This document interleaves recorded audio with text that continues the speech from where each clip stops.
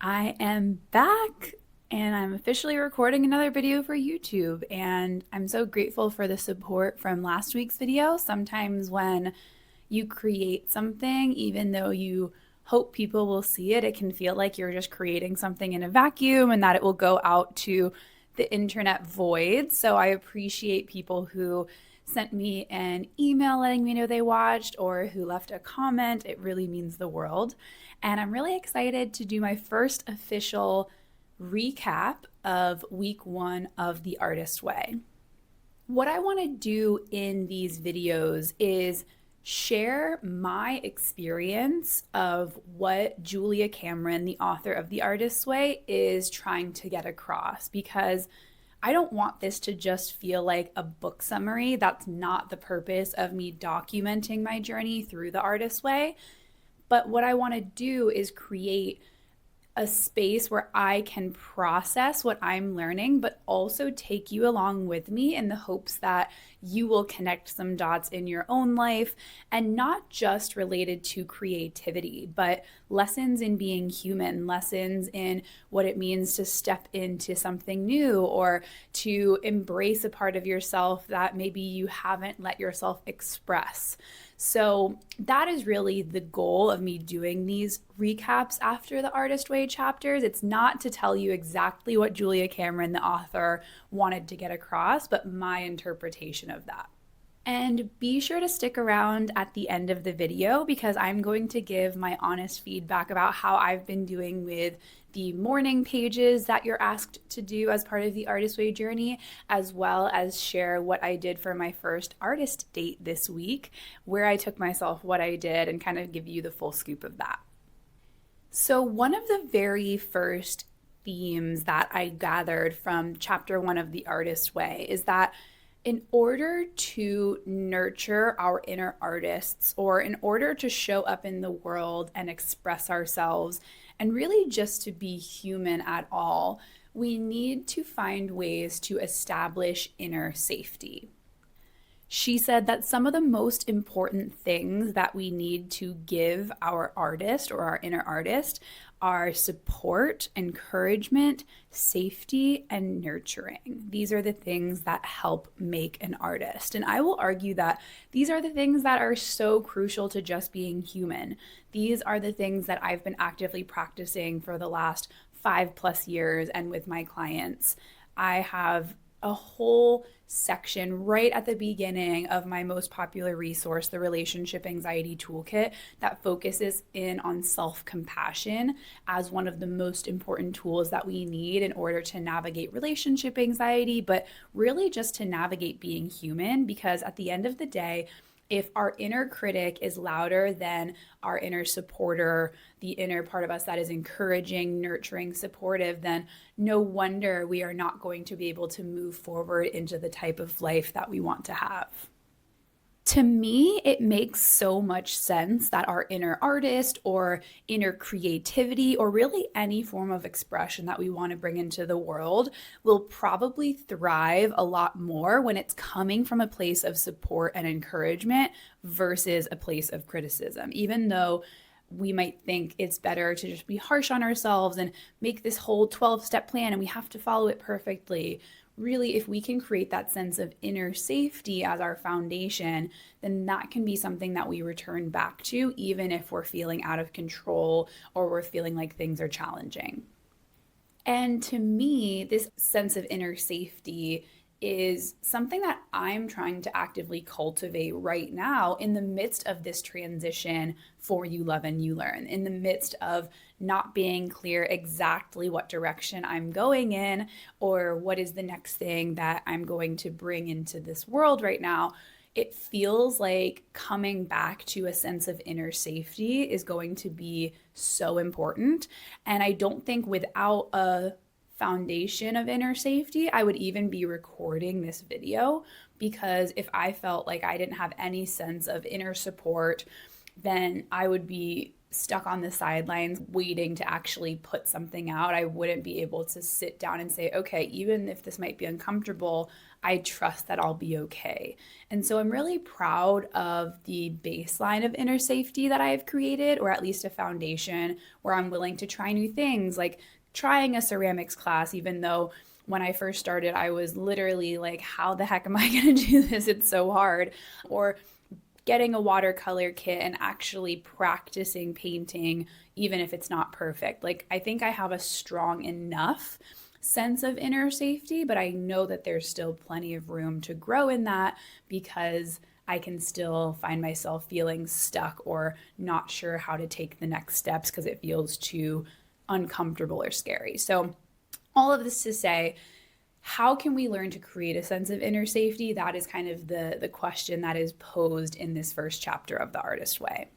And the next key theme that really popped up for me that I noticed so clearly, and it ties into the sense of inner safety I was just mentioning, is that the reason we stay blocked is because we feel safe where we are. So I want to read a direct quote from the book that really jumped out at me.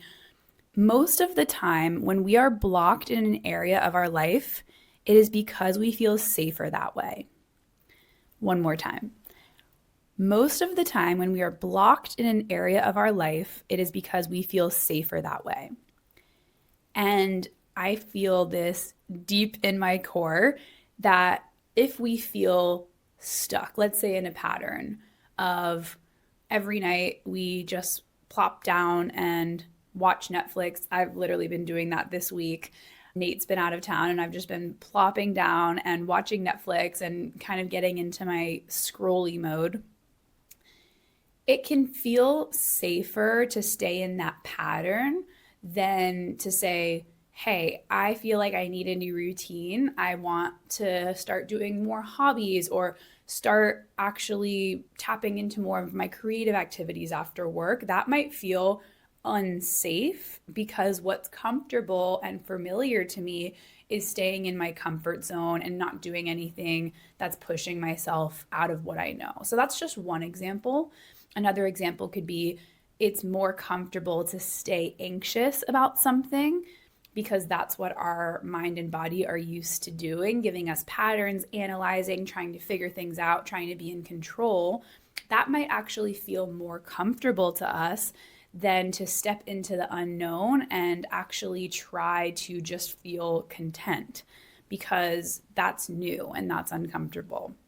And so with this quote of when we're blocked in our life, it's because we feel safer that way, I think that if you or I, if you're listening to this, or as I'm continuing to navigate this transitional period or anything in my life, I really want to be aware that if I am feeling stuck, it's probably because some part of me is really scared of the uncomfortable uncertainty that would come if I changed the pattern. So that's really important to know. Now, the thing that is worth mentioning is that this is likely all happening on an unconscious or subconscious level. It's not like we wake up intentionally and we say, I'm going to stay stuck in a pattern. That's not really practical. That we wouldn't be doing that to ourselves intentionally. If we could easily change a pattern, we would be doing it. So it's not just about knowing these things. It's about working with the deeper rooted subconscious beliefs that are likely popping up and blocking this type of change. And so part of what Julia Cameron talks about in The Artist's Way, and part of what I actually recognized in this chapter, because I do this a lot with my clients already, is this idea that in order to move through some of these blocks, we need to understand the deeper rooted fears or the deeper rooted beliefs that are popping up underneath that are keeping us in this pattern that we're stuck in. And this is something that I do with every single one of my private clients, and it's something that I talk about in the Relationship Anxiety Toolkit as well, is that we want to understand our core fears and our core beliefs, because the beliefs that we have about ourselves, about the world around us, about relationships, about creativity, those are going to be the things that influence the types of thoughts that we think about. And then those thoughts will influence how we're feeling. And how we're feeling will influence the actions we take. So let me give two different examples of what I mean by this, and you can see how this might play out in your own life or how things can easily just keep us in a pattern of stuckness. Let's say we have a deeper seated belief that being creative is irresponsible. Maybe we learned that it's irresponsible to be creative because you should be doing more productive things, or it's never going to make you money if you're more creative, or you should get a real job, or whatever it is. But if we have a core belief that says being creative is irresponsible, then the thoughts that we have as a result of that belief might be, well, I should always be doing something more productive with my time than being creative. And then that might make us feel stressed or fearful that we have to always be productive and have to always be doing something. And then that might lead to the action of not making time for creative projects because we're always trying to get our to-do list checked off, or we're always trying to do something more responsible. That would be one example of how a core belief could influence the thoughts and the emotions and the actions we take. On the flip side, let's say we have the belief that says creativity is an act of self-love. Now, we might have to actively strengthen that belief, but let's go with that example. Creativity is an act of self-love. If we believe that, then the thoughts that might come up as a result of that belief could sound like, making time for my creative hobbies is important to me, or making time for creative hobbies is a way that I show my self-love. And then we might feel, as a result of that, excited or inspired. And then the actions that might follow from that would be to have a weekly painting date with ourselves, or to sign up for another ceramics class, or whatever it is that would result from the thought of, it's important to me to pour into my creativity. So those two examples obviously would have very different outcomes. If we have a deep belief that creativity is irresponsible, we're probably not going to spend much time being creative. But if we have the belief that creativity is an act of self-love, then we're going to cultivate more of the opportunities and the time to sit down and be creative. So it's really important, if we feel ourselves being blocked in some way, whether it is this example in creativity, or whether it's in your relationship and you find yourself feeling really blocked in a certain situation, there's probably some deeper core fears or deeper beliefs that you have that are worth exploring. And Julia Cameron in The Artist Way makes it a point to affirm and remind us that just because we have a negative belief about ourselves or about creativity or about relationships does not mean that the belief is a fact. And so that is something worth mentioning as well. The next key theme that I thought was worth mentioning was this idea that there will be many things that get in the way of us tapping into our inner artists. Or another way of thinking about our inner artist, because I know not all of you might resonate with this idea of an artist. She doesn't mean an artist just in the sense of like a painter or a writer. I think for me, as I'm going through the Artist Way, like I'm thinking of it as a more metaphorical thing. Like my inner artist can be the way that I interact with the world creatively. It can be my inner creative CEO, or me being creative as a partner. Like it doesn't have to just be in like a literal sense with your artistry, but the way that we block ourselves from tapping into these inner artists and becoming more self-expressive is a few key ways. One, not having the audacity to try. And then we end up living in the shadows as what Julia calls a shadow artist. So basically, a shadow artist is someone who is more likely to sit on the sidelines and critique those who are out there creating art. So maybe you're someone who wishes that they were kind of doing a more artistic craft, or maybe you wish you were more creative when it comes to artistic hobbies, and then you see someone who is sharing about their creative hobbies on social media and they're posting all these things to promote their creativity, and a part of you is like, oh, that's so cringy, or why do they have to keep talking about this so much? That's a shadow artist getting projected onto someone who is out there having the audacity, Julia's words, to create their art and share it with the world. So that's one way that we sabotage our creative journey. Another way is comparing ourselves to other people, especially people who have more experience than us. And I am so guilty of this. And I think, especially as someone who's newly trying to maybe tap into something. Let's say we are trying to become good at ceramics. I keep defaulting back to that example, but it's because it's so relevant for my life. I have been doing ceramics for the last year and a half. At the beginning, I felt like I was horrible. And obviously, we have a teacher who's there, and he understandably is the teacher, so he's way better. And I just remember feeling like, oh my gosh, he's so good at making a cylinder shape and I'm so bad. And even now I'm in some classes that are the continuing wheel, no longer the beginner classes, because I feel like I have the skills to definitely graduate from the beginner level.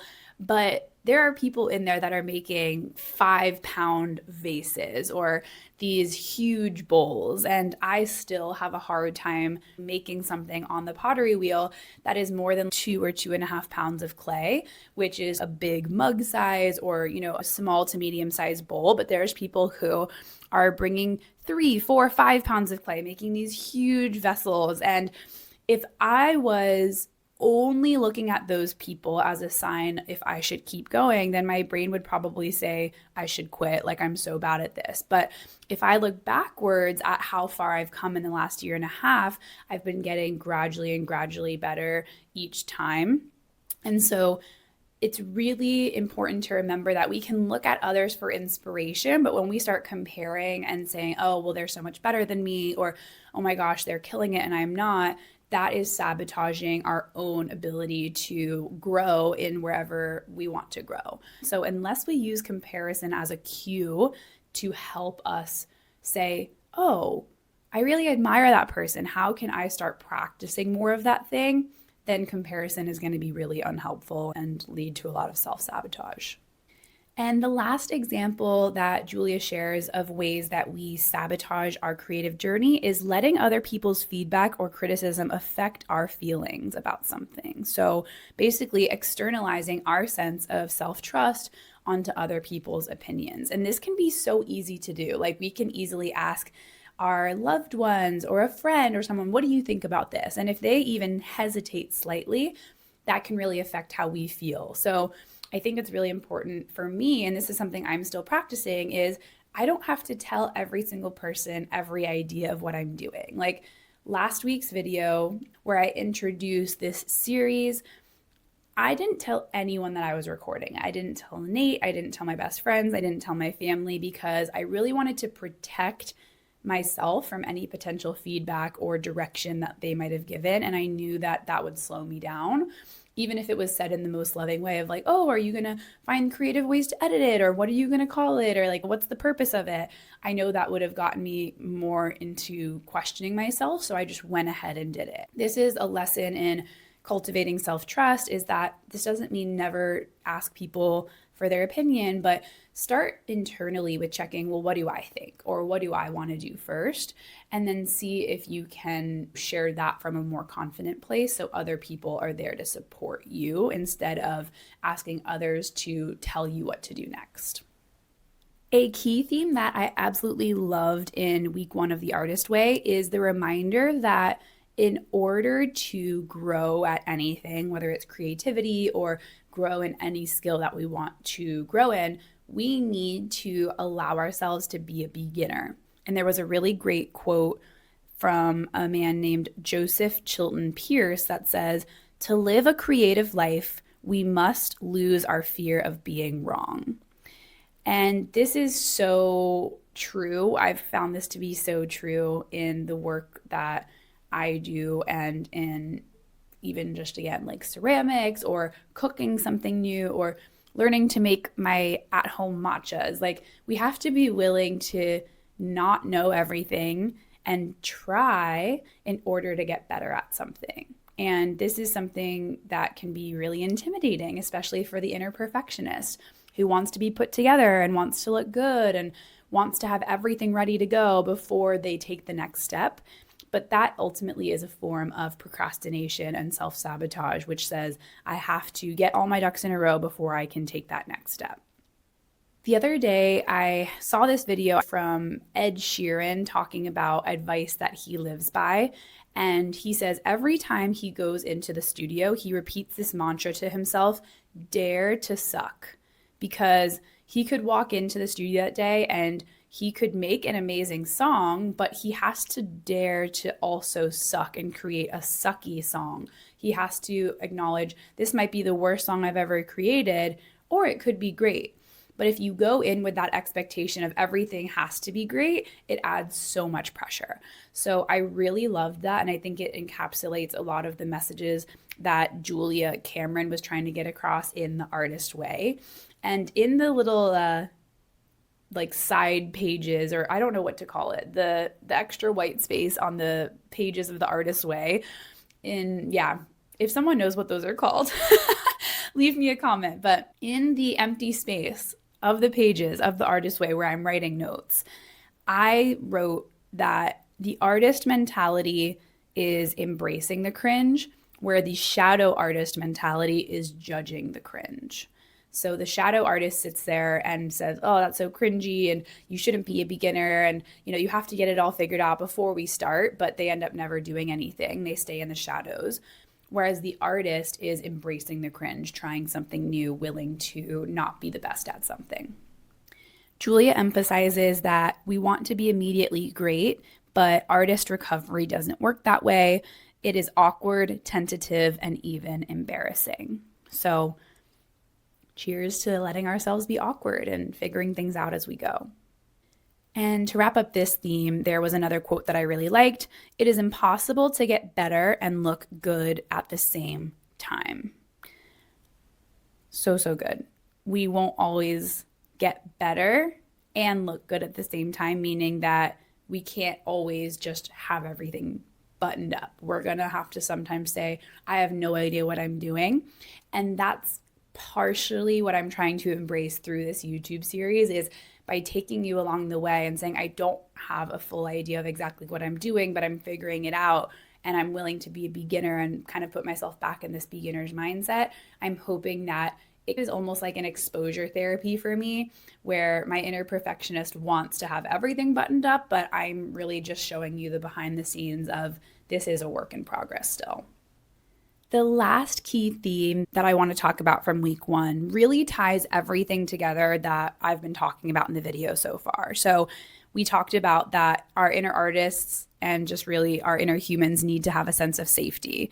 We talked about that we want to have the courage to be a beginner and really do new things. We talked about how we want to avoid self-sabotage in order to step into whatever is next or step into something new for ourselves. And in order to do all of that, in order to create inner safety, in order to have the courage to suck at something, in order to avoid self-sabotaging patterns, we want to learn to be on our own team, and we want to learn to positively affirm and encourage ourselves, basically becoming our own cheerleader. This quote really jumped out. If we can become 1/10 as good at positive self-talk as we are at negative self-talk, we will notice an enormous amount of change. And I feel like this is so deeply true, because I don't know about all of you, but I feel like most times if there's a quick thought about myself that comes up as a judgment, it's usually harsh or negative. Like, I don't really often have thoughts that are just pop up like, oh my God, you are crushing it, or oh my God, I'm so proud of you, or oh my gosh, we are so worthy and so loved and everything's amazing. Like, those are the thoughts I have to actively practice cultivating. It's much more easy to jump into a negative self-talk of like, ugh, I suck at this, or ugh, this is so hard, or ugh, everyone else seems to be crushing it. But it makes sense, and this is part of the self-compassion work I've been doing with myself, part of the self-compassion work I encourage with my clients, that is so necessary, is learning to be on our own team so that whatever endeavor we are doing, whether it is stepping into a new chapter in business, whether it is stepping into a new chapter of trying to embrace creativity and become more artistic, whether it is stepping into an unknown in our relationships, whether it is dealing with the world around us, which is constantly changing and there's constantly news coming at us, and whatever it is, it's so important to have that sense of, okay, all of that can be going on and I'm here to support myself through it. It doesn't mean that we won't rely on the amazing people around us and the community that we've set up for ourselves, but also feeling like we can turn to ourselves to have our own back.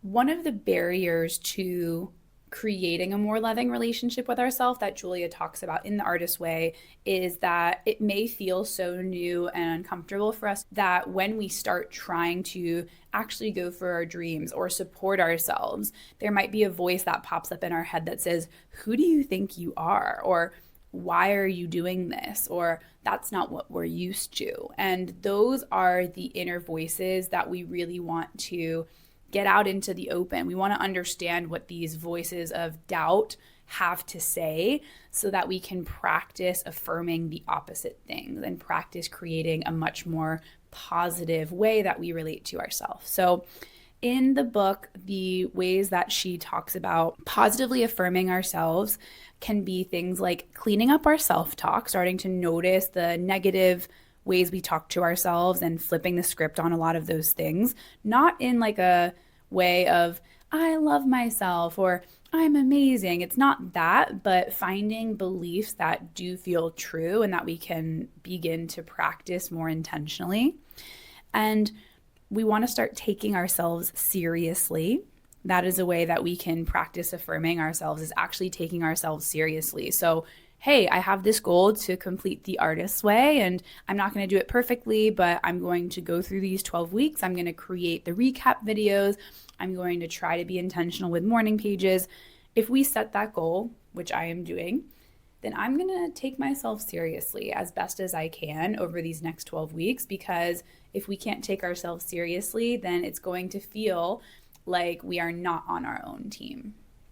And the last way that we can positively affirm ourselves, especially when we're taking steps towards a new direction, like for me, trying to tap more into my creativity, is to actually give ourselves the space to create. So whatever that means for you, whatever goal that you have, whatever you want to take more seriously for yourself, what are the little baby steps you can start building up towards so that you create momentum for yourself? These are all things that I myself am going to continue work on over these next 11 weeks. Positive self-talk for myself, taking myself seriously, following through with the goal I've set here, and then actually giving myself the pockets of time to create.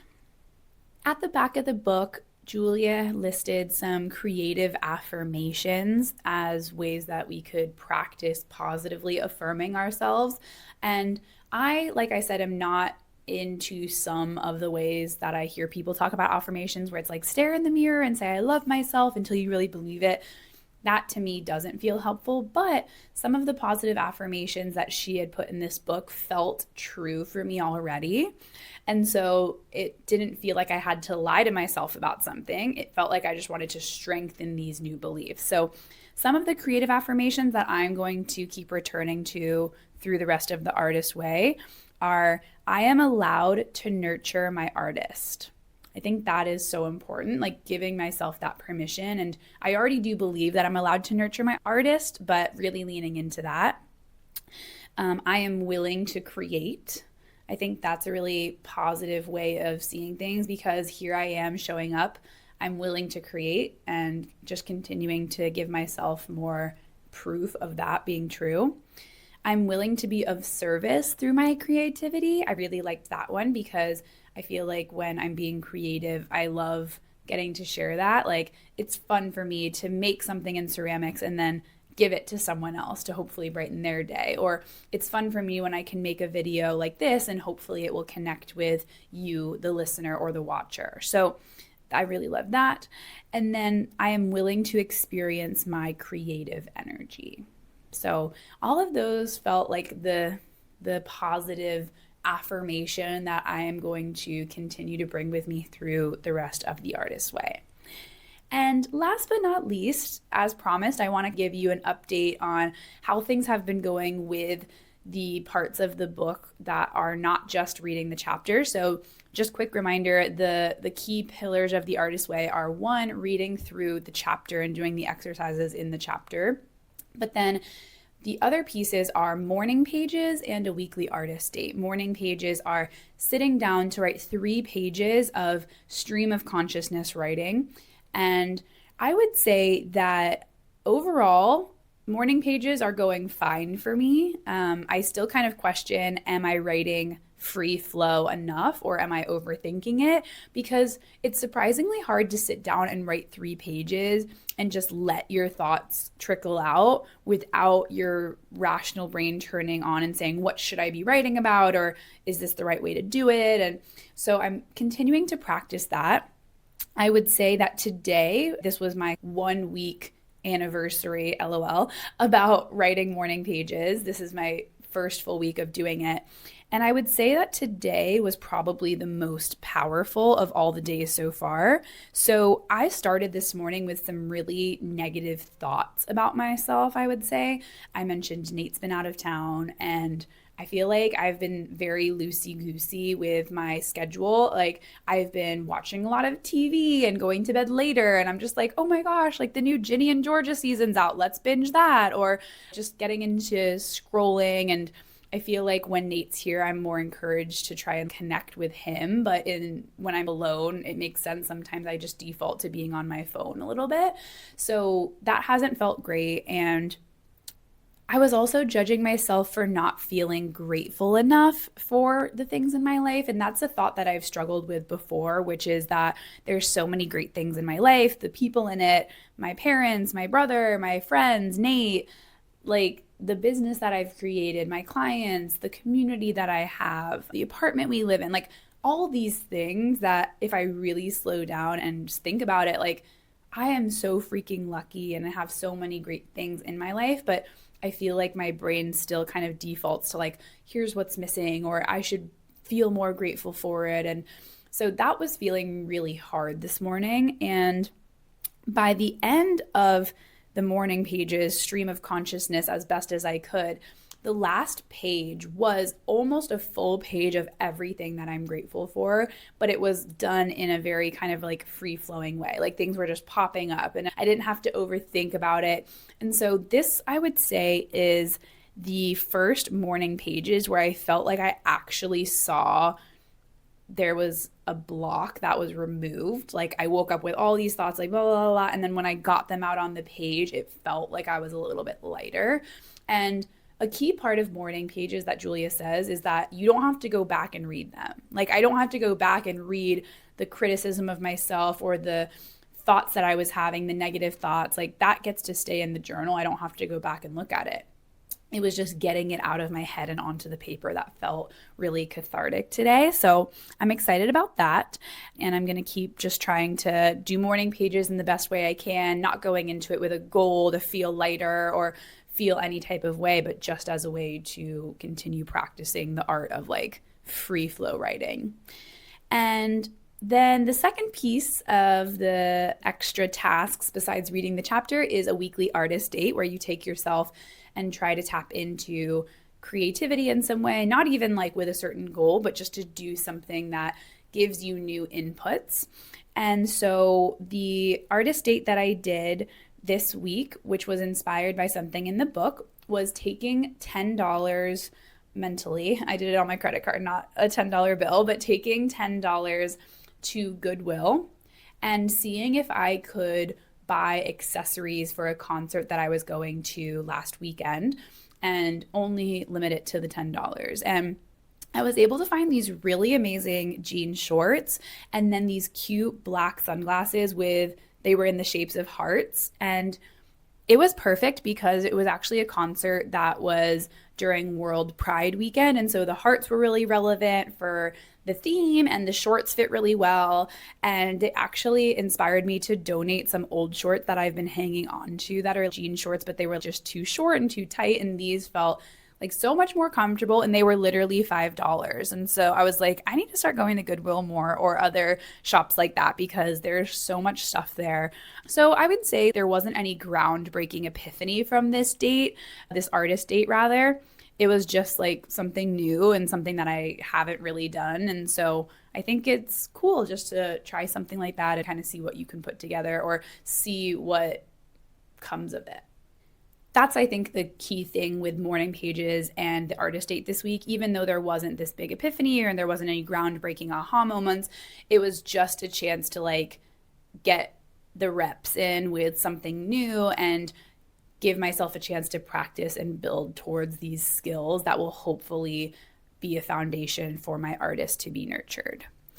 And then the last thing that I feel is noteworthy in sharing, which is a small win, it may feel insignificant, but it feels worth celebrating to me, is I noticed myself taking action on a creative idea that popped up. And it felt like it was the first time in a while where I had an idea that really felt aligned for what I wanted to post and share. Like, don't get me wrong, over the last few months, I've been sharing things that I think are important and meaningful, but I feel like, as I've expressed before, sometimes I get stuck feeling like I either just have to focus on relationship anxiety stuff or I have to like completely pivot away from it. And so there was a post that I came up with and it felt like a really good blend of not only what I've been teaching clients for the last 5 years, but also stepping into this next chapter of sharing things beyond just relationship anxiety. So I'll put the post down in the description if you want to take a look at it. But ultimately, it was really just a cool way for me to trust myself and know that I can have a creative idea and execute on it. I had the idea as I was walking down to the gym in my apartment complex. And then by the time I had left the gym, I just wrote out the script for the post and then posted it. So it was just a reminder to me that I still have the creative juices in there and I can just continue to let them flow and take action on things. So I will link that post in the show notes. And as always, I would love to hear what you think of my reflections of the first week of the Artist Way. I spent some time intentionally laying out the talking points for this video in a way that was not in order from the chapter. It was just the way that my brain made sense of it. And I left out plenty of things from the chapter, but these were the key themes and key takeaways that really resonated with me. So I would love to hear what stood out to you. If you have questions about this or how to implement this in your own life, feel free to leave a comment or drop a like or subscribe to make sure that you're staying along for the rest of this series as I go through the Artist Way. But thank you so much for being here, and I'll see you next week.